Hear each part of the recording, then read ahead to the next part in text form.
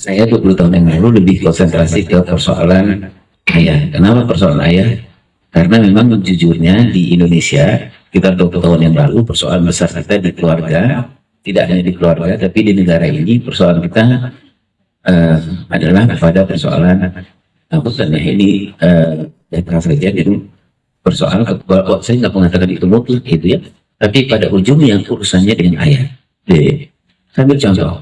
Kenapa BKKBN mengatakan bahwa anak laki-laki kita sekarang yang umur 16 sampai umur 20 tahun itu kecenderungan dia untuk kepada sesama jenisnya. Saya mau ekstrim aja bicara.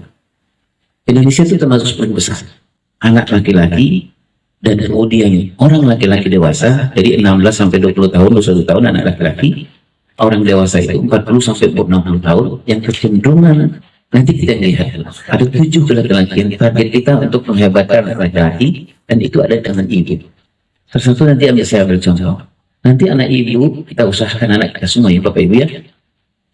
Usia 21 tahun ke atas ada fitrah, salah satu fitrah itu namanya fitrah Abdullah. Fitrah Abdullah itu adalah fitrah yang anak laki-laki usia 21 tahun ke atas. Kalau dia berhasil mengerjakan sesuatu, dipuji sama orang, dia bilang, wah hebat banget loh, gitu ya. Dia dengan gampangnya menjawab, bukan karena gue, tapi izin Allah. Itu fitrah yang kita kejar. Itulah sebabnya kenapa ibu-ibu ketika anak usia 0 sampai 7 tahun, kalau dia bilang, Bun, aku tadi di sekolah hebat mewarnai. Bunda memujinya, jangan sampai tidak kenalkan nama Allah. Nah, kenapa atas izin Allah? Karena 20 tahun ke depan, targetnya dia akan menjadi seorang insinyur yang Abdullah, gitu ya. Menjadi dokter yang Abdullah, menjadi gubernur yang Abdullah, menjadi wali kota yang Abdullah. Berhasil. Nah tadi saya menyambung sedikit persoalan ayah tadi itu. Nanti kita akan lihat Bunda banyak betul persoalan perselingkuhan, KDRT, dan perceraian terbanyak di Indonesia itu. 5 sejam kita bicara ini ada sekitar 50 pasangan bukan berencana bercerai tapi memutuskan bercerai. Jadi sudah ketok palu gitu lah ya. Sebabnya banyak sebabnya. Salah satu sebabnya adalah bukan karena persoalan material, tapi lebih kepada persoalan si istri nggak kuat dengan suaminya karena suaminya laki-laki secara fisik, tapi nggak muncul laki-lakinya. Kalau ada persoalan selalu menghindar, gitu. Kalau ada masalah nggak berani menghadapi. Mas ini ada masalah gampang entar, kan gitu ya. Jadi gampang entar, badannya laki-laki. Mungkin dia seksi, itu ya, mungkin badannya bagus gitu.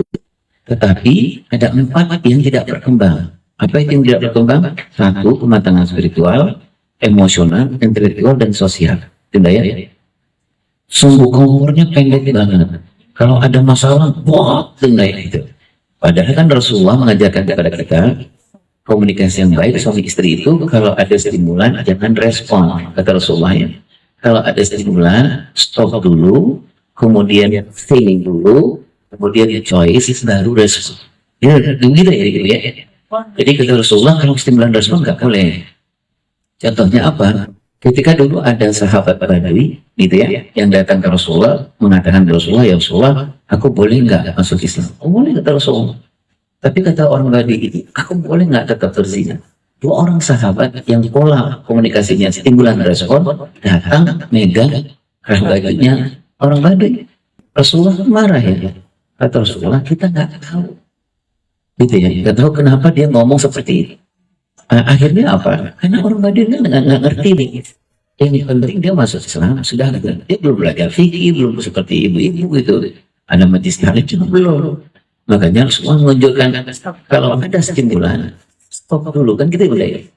Kalau udah bersoal dengan suami, tarik nafas dulu, itu udah ya. Kalau boleh saya melanjutkan ya, tarik nafasnya dari hidung ke hidung, itu udah ya. Jangan dari hidung ke mulut tambah emosi. Itu apalagi lagi flu ya, apalagi apa sakit gigi gitu ya. Apa tadi buat stimulan stop dulu, think, choice, udah, jangan reaksi. Kalau reaksi itu emosi, kalau respon itu setelah proses yang tadi itu, tidak ya.